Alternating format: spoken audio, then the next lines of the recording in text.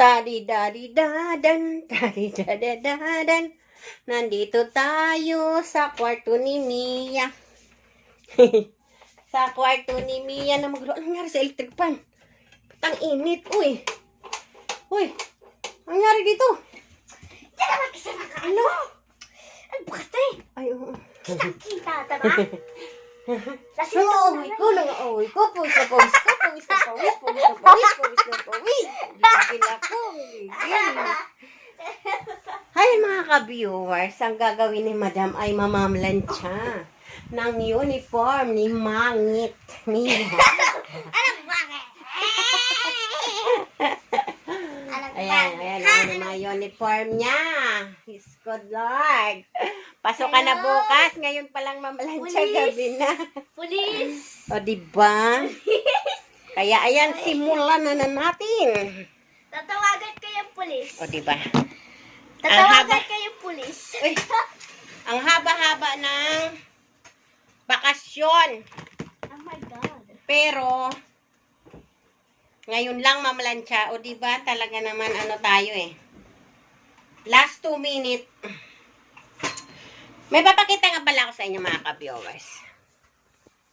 Nga pala, may plancha ko dito. So, ito ang planchahan ko. Ayan, medyo may karumihan na nga. Pero, may ganito rin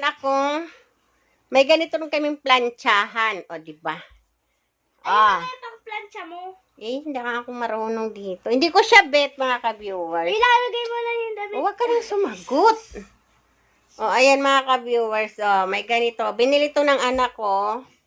Yan daw ang gamitin ko. Kaso hindi ako sanay dyan eh. Dito ako sanay sa aking makalumang planchahan. O, diba? O, diba mga ka-viewers? Hindi ako marunong nito. Saan ka naman? Dito na lang ako sa dating akin. Ito nga pala ang kwarto ni Miyapot. O, diba? Walang tupi-tupi. Magulo.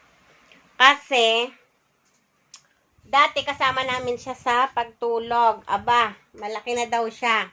Ayaw na may kasama. Pero itong kwarto na to is, kwarto namin to dati. Kaya lang sabi ni Mia ay kwarto niya na daw. Kwarto niya naman na talaga. Kwarto ko na to? Kwarto mo naman talaga to ah. Kaya nga dito ka natutulog eh. Meron naman siyang kasama dito ang kanyang ate. Hindi kaya. Yan. Kasi meron pa akong isang anak na walang asawa. Ano? So, dalawa pa sila ni Mia. Sino walang asawa? So, Ate Grace. Bakit? Okay. Ulo. Chismosa. Kasagot ng sagot dyan. Kaya yon. Namlansya tayo, mga ka-viewers, no? Samahan nga ako kasi nagpasama nga ako kay Mia, eh.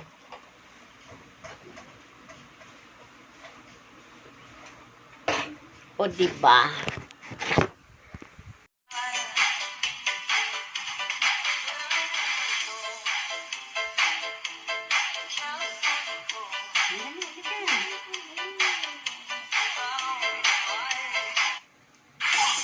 Dito sa tayo.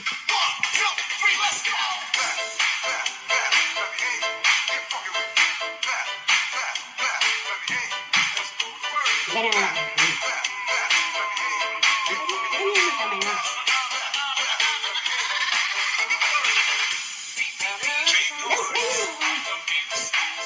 Ganun yung katawan mo. Gaya mo sa mama.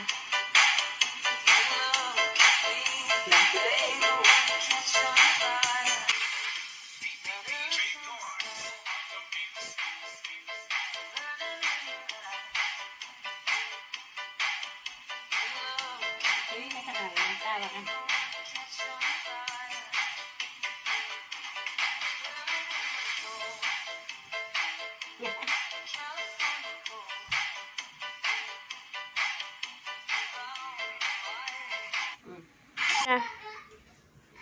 Payat ako.